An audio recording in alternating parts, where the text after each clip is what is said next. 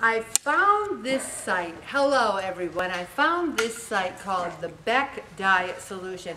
Now, you might say, oh, Ellen, you're talking about South Beach, you're talking about this or that. What I'm really talking about is eating less and moving more, however best you can achieve it.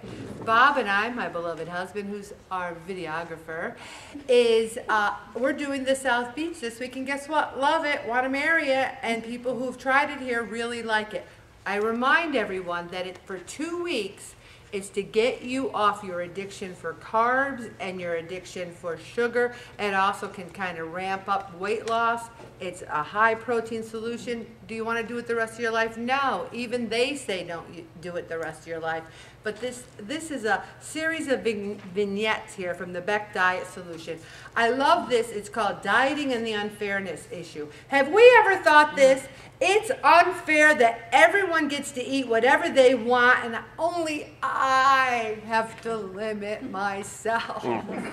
Have we ever thought that thought? Because I'll tell you something, I have thought it a million times. Every day. I will look at people's plates of food and I will think, why can't I eat like that? Why can't I not have to watch what I eat and log my food and go to a meeting every week? But this is my one time for the day, everybody. It is what it is. And they might be looking at me saying, oh, I wish I was outgoing like Ellen, or I wish I had this. So God's up there with this little mixture. Oh, I'll have Ellen be outgoing. I'll have her have a problem with her weight. Okay, there's Ellen, you know. And then everyone has their little personality cocktail.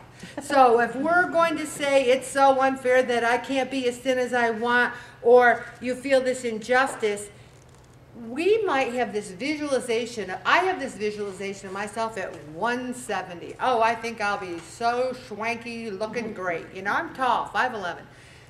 Maybe God's saying to me, Ellen, I think you're good there. I don't want to be there. I think it's unfair. I was upset.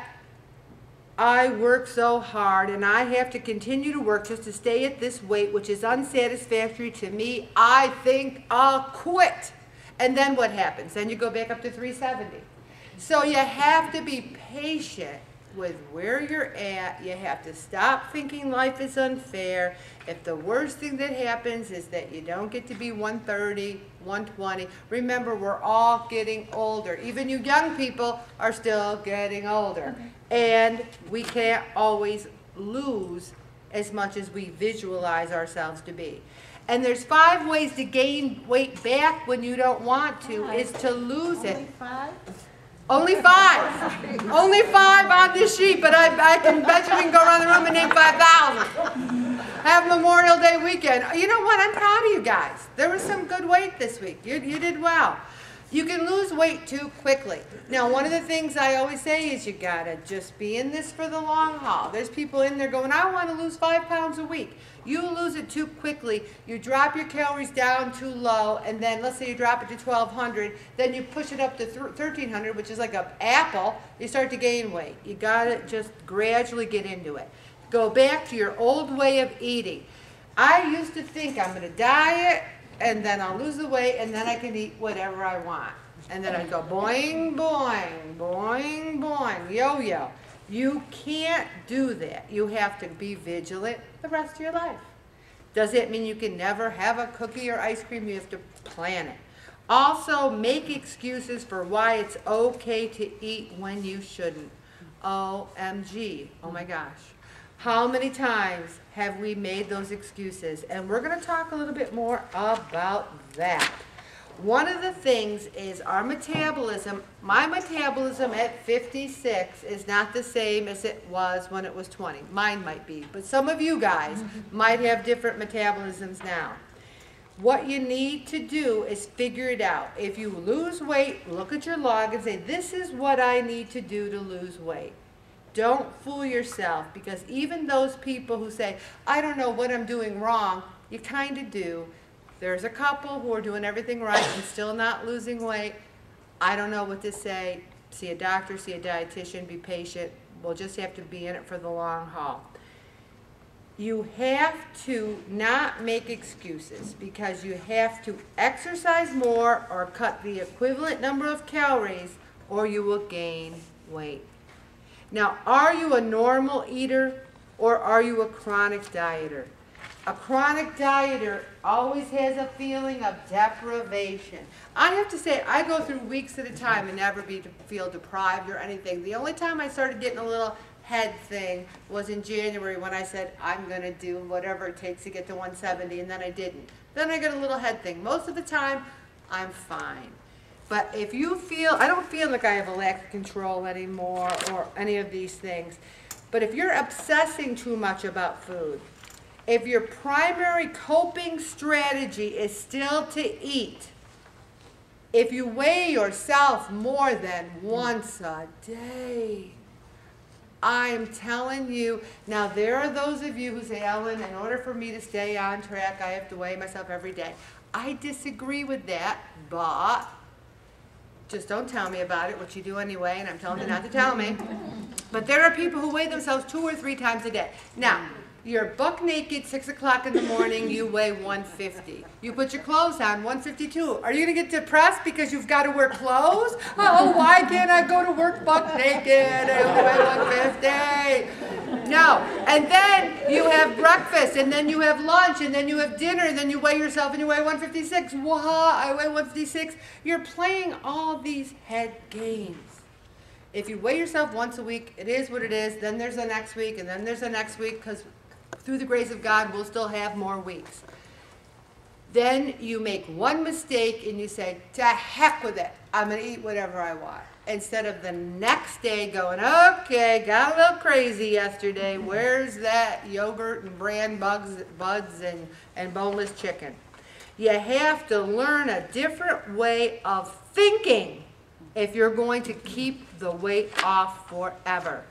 Also, I can't tell you how many times people have said to me, there's nothing I can do to calm down when I'm upset but have a drink, alcoholic, or eat. Is there nothing else you can do? Nothing else you can do. You can't go for a walk, you can't pray, you can't call a friend. I've even got some little mantras, and I'm going to read them. The first one. If I want to lose weight permanently, I have to stop eating when I'm upset every time.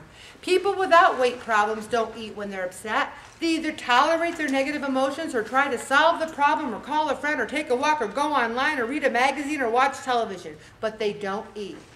I have printed all 3 of these mantras with little dotted lines underneath them in a couple of sheets from now.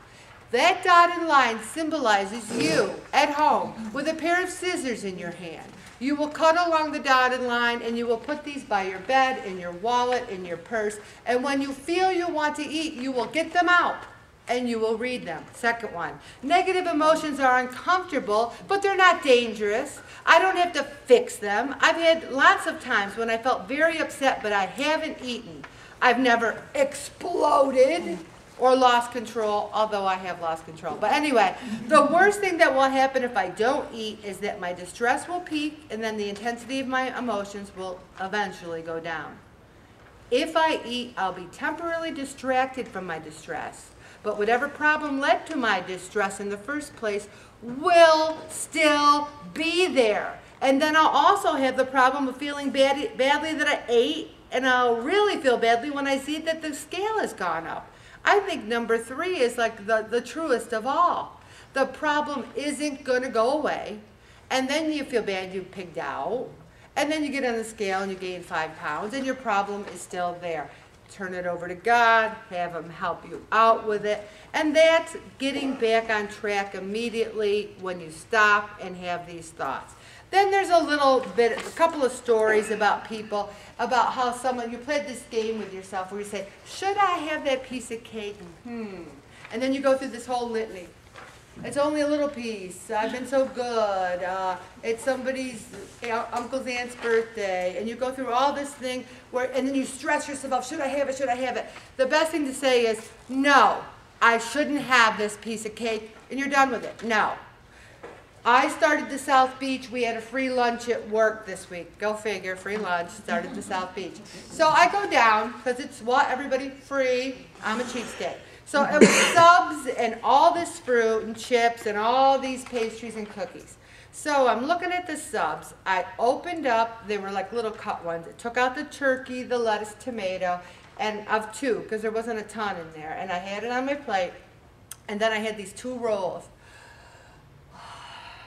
I threw the rolls in the garbage. It was so hard for me. I thought, should I take them home? Should I give them to Bob? Should I give them to Vince? By the time I got those soggy rolls home in the 90-degree heat, they would have been really bad.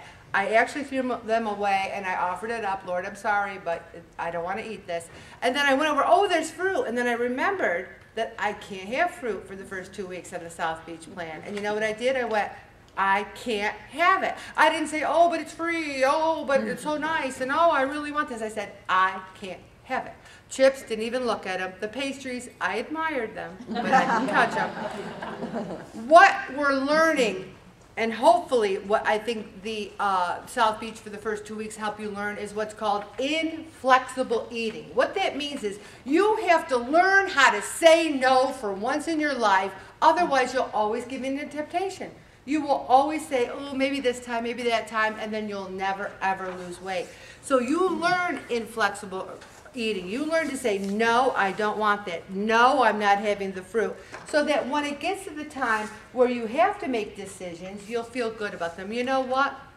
This time, I've lost my weight. I've kept it off for a couple years. I'm going to have the piece of cake, and then I'm going to go for a bike ride, or I'm going to get... You don't always have to eat like, oh, I'm a piece of crap, I had the cake. You need to celebrate the food that Jesus and God has given us. So this is a good thing on the flexible eating. I'm almost done, Bobby. The last thing I want to say is about catastrophizing.